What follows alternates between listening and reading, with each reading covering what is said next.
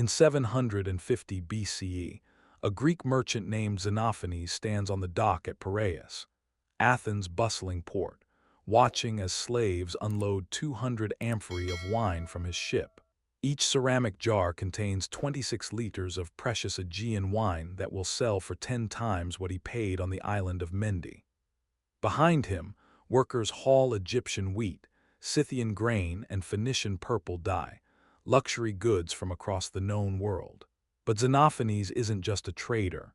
He's part of a revolution that will spread Greek culture from Spain to India without conquering a single city. How did a collection of small Greek city-states, constantly fighting each other, create the ancient world's most successful commercial empire? The answer lies in an innovation that seems obvious today, but was revolutionary 270 years ago. Greeks discovered that you could get richer by trading than by raiding. While other ancient peoples conquered territory, Greeks conquered markets. While others built armies, Greeks built merchant fleets. While others extracted tribute, Greeks created voluntary trade networks that made everyone profitable. By 500 BCE, Greek pottery appears in archaeological sites from the Atlantic coast of Africa to the shores of the Black Sea. Greek coins circulate in markets from Marseille to the Crimea. Greek merchants speak the international language of commerce across 3 continents. How did they do it? The secret wasn't superior military technology or political organization. It was understanding something fundamental about human nature. People will always choose prosperity over conquest if you make it profitable enough. The Greeks were about to prove that commerce could achieve what warfare never could: voluntary cooperation across vast distances and cultural differences. The transformation begins with a crisis that nearly destroys Greek civilization. In 1200 BCE, the Bronze Age collapse devastates the eastern Mediterranean.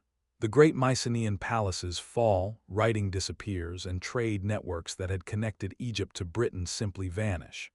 For 400 years, the Greeks enter what scholars call the Dark Ages, a period of isolation, poverty, and cultural decline.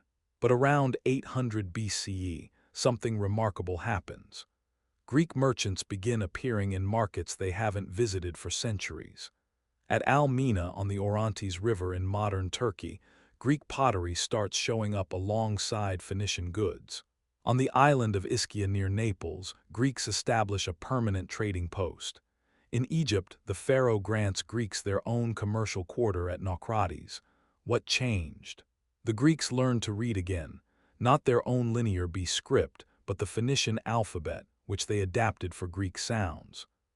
This revolutionary technology allows them to keep accurate records, write contracts, and coordinate complex transactions across vast distances. Suddenly, commerce becomes scalable in ways impossible during the Bronze Age.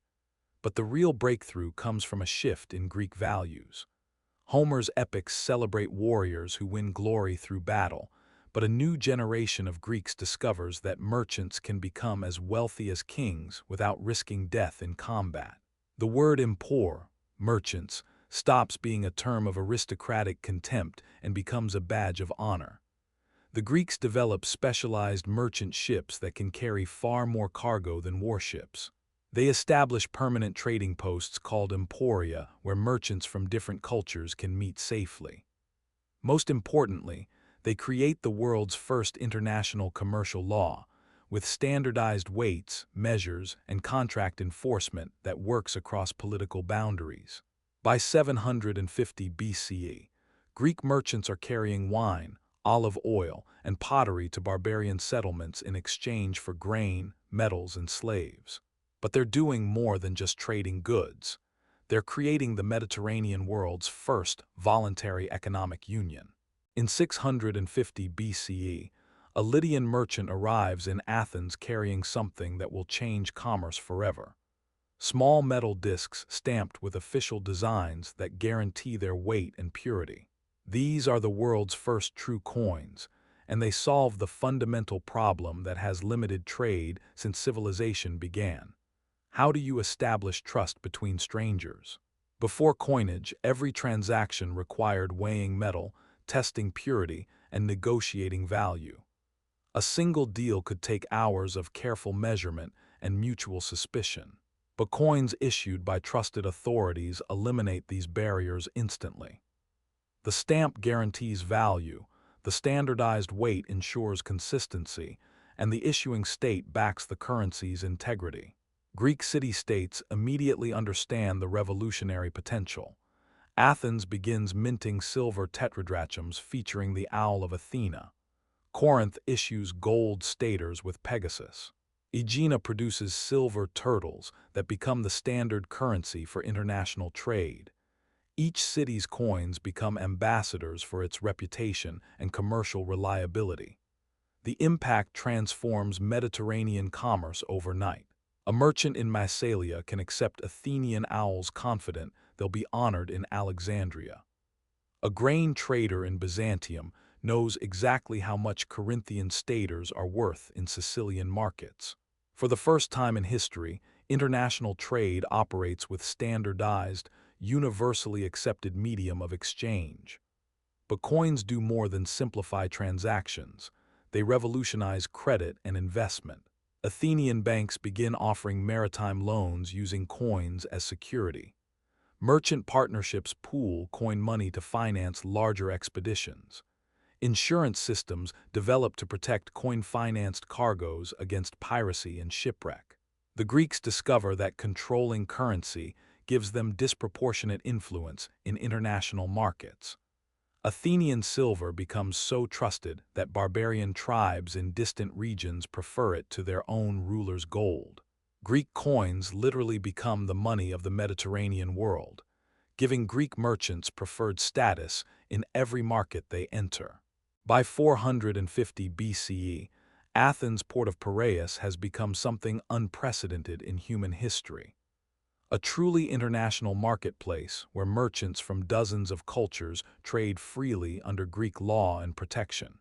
The Athenian politician Isocrates boasts that whatever any people produce anywhere can be found easily and abundantly in Athens. The statistics are staggering. Over 1,000 merchant ships arrive annually carrying goods from every corner of the known world. Egyptian papyrus, Scythian wheat, Phoenician purple dye, Spanish silver, Baltic amber, Indian spices, and Chinese silk all change hands in Piraeus markets. The port employs over 20,000 people, more than the population of most Greek cities. But Piraeus isn't just successful because of its size. It's successful because Athens has created the ancient world's most sophisticated commercial legal system. The Athenians established special maritime courts that handle trade disputes quickly and fairly. Foreign merchants receive the same legal protections as Athenian citizens. Contracts written in Piraeus are honored throughout the Greek world. The Athenians also solve the fundamental problem of international commerce. How do you trust strangers? They create the first international banking system, where established banks guarantee transactions between unknown parties. A merchant in Syracuse can receive credit backed by an Athenian bank to purchase goods from a trader in Trapezus on the Black Sea. The port develops specialized areas for different types of commerce. The grain market operates under strict government supervision because Athens depends on imported food to feed its 300,000 citizens.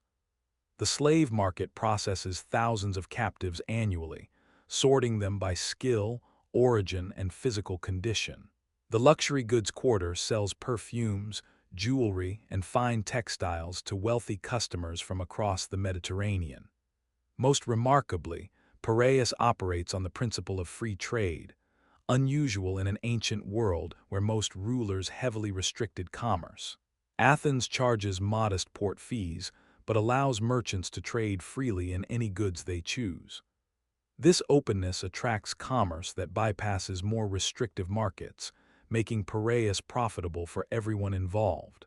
What goods actually moved through these ancient trade networks, and why were they worth the enormous risks of Mediterranean commerce? The answer reveals how Greek merchants identified and exploited regional specializations that made everyone wealthier. Greece exports three products that define Mediterranean civilization: wine, olive oil, and pottery. Greek wine, particularly from islands like Mendi and Kos, commands premium prices because of superior viticulture techniques. Greek olive oil becomes the standard for cooking, lighting, and personal care across the ancient world. But most importantly, Greek pottery combines artistic beauty with practical functionality in ways no other culture matches. Attic black figure and red figure pottery isn't just decoration. It's the ancient world's finest storage technology. Greek amphorae protect wine and oil during long voyages better than any competing containers. Greek cooking pots distribute heat more evenly than crude local alternatives. Greek drinking cups enhance the symposium culture that wealthy barbarians eagerly adopt. But Greeks also import on a massive scale, creating the ancient world's first consumer economy. Grain from the Black Sea feeds Greek cities that can't produce enough food locally. Metals from Spain and Britain supply Greek workshops that produce finished goods. Luxury items from the East satisfy Greek appetites for exotic pleasures. The slave trade represents the darkest aspect of Greek commerce, but also its economic foundation. Greeks purchase captives from barbarian raids and wars, then sell them in Mediterranean markets where they become domestic servants, agricultural workers, and skilled craftsmen. A healthy young slave costs about 200 drachmas, roughly 8 months' wages for an Athenian craftsman. The most valuable trade involves items that seem mundane today but were precious in the ancient world. Salt, essential for food preservation, commands high prices in inland regions.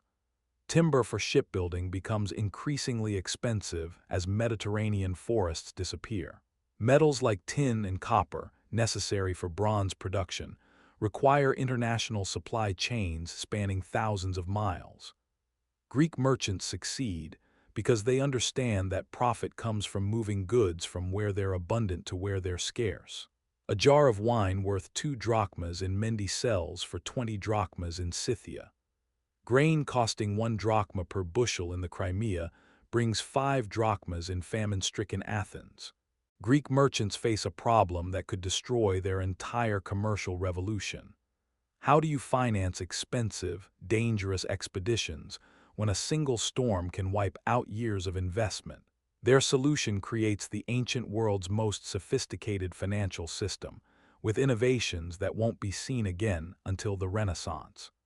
The centerpiece is the maritime loan, a revolutionary form of insurance that transfers risk from individual merchants to professional lenders. Here's how it works. A merchant needs 5,000 drachmas to purchase a cargo of Egyptian grain. Instead of risking his own money, he borrows from an Athenian banker at 30% interest. But here's the crucial innovation. If the ship is lost at sea, the loan doesn't have to be repaid. This system transforms Mediterranean commerce by making large-scale trade possible for merchants of modest means. A young trader with more ambition than capital can finance major expeditions using other people's money. Professional bankers, who understand maritime risks better than individual merchants, can diversify their investments across dozens of voyages. The Greeks also developed sophisticated partnerships that spread both costs and profits among multiple investors. A typical trading venture might involve a wealthy silent partner who provides capital, a merchant who manages the expedition, a ship captain who handles navigation, and several smaller investors who contribute money or goods. Profits are divided according to predetermined agreements written on bronze tablets and witnessed by temple priests. Greek banks, centered in Athens but with branches throughout the Mediterranean, offer services that rival modern institutions. They exchange currencies, hold deposits, transfer funds between cities, and provide letters of credit that merchants can use in distant ports. The banker Pagan operates with a capital base of 50 talents, roughly 1,200 kilograms of silver, and employs agents in major commercial centers from Massalia to Tanais. But the real innovation lies in risk assessment. Greek bankers develop actuarial tables that calculate the probability of shipwreck, piracy, and political disruption on different trade routes. Loans to merchants sailing to peaceful, nearby destinations carry interest rates of 12–15%. Voyages to distant, dangerous regions command rates of 25–30%. The most hazardous expeditions, like trading with barbarian tribes beyond the Black Sea, can require interest payments of 4–50%.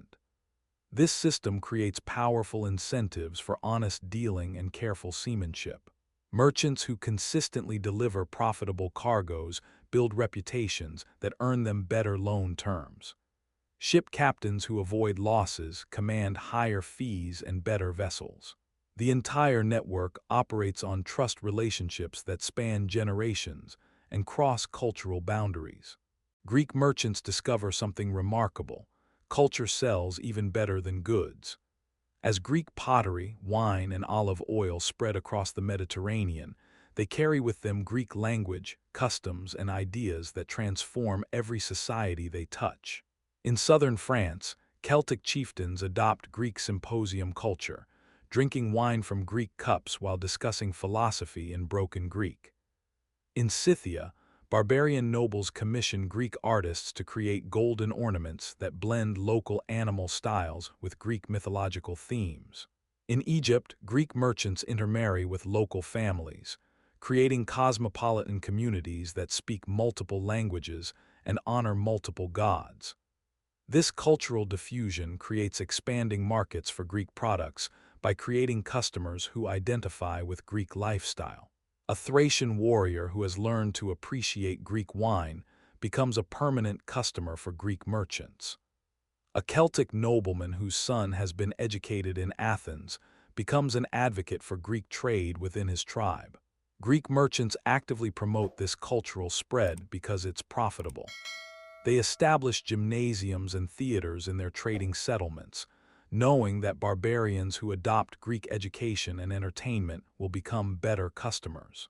They introduce Greek religious festivals that become excuses for regular commercial fairs. They marry into local elites, creating family connections that facilitate business relationships. The Greeks also benefit from their reputation for superior craftsmanship and intellectual sophistication. Greek pottery is prized not just for its functionality, but for the mythological scenes that decorate it. Barbarian customers pay premium prices for items that connect them to the glamorous world of Greek culture. Language becomes a particularly powerful commercial tool. Greek emerges as the lingua franca of Mediterranean trade because Greek merchants are everywhere, and Greek cities are the most important commercial centers. Learning Greek becomes essential for anyone who wants to participate in international commerce, creating opportunities for Greeks to serve as translators, brokers, and cultural intermediaries. By 400 BCE, Greek cultural influence extends far beyond political boundaries. Greek artistic styles appear in artifacts from Spain to India. Greek philosophical ideas influence barbarian laws and customs. Greek scientific knowledge helps foreign craftsmen improve their techniques. Trade has achieved what conquest never could: the voluntary adoption of Greek civilization by peoples who have never seen a Greek army. What do you think was more important to Greek commercial success? Their technological innovations like coinage and banking, or their cultural influence that made foreign peoples want to adopt Greek lifestyle and products? Let us know in the comments. And if you like the video, give it a thumbs up and subscribe to our channel. See you in the next video.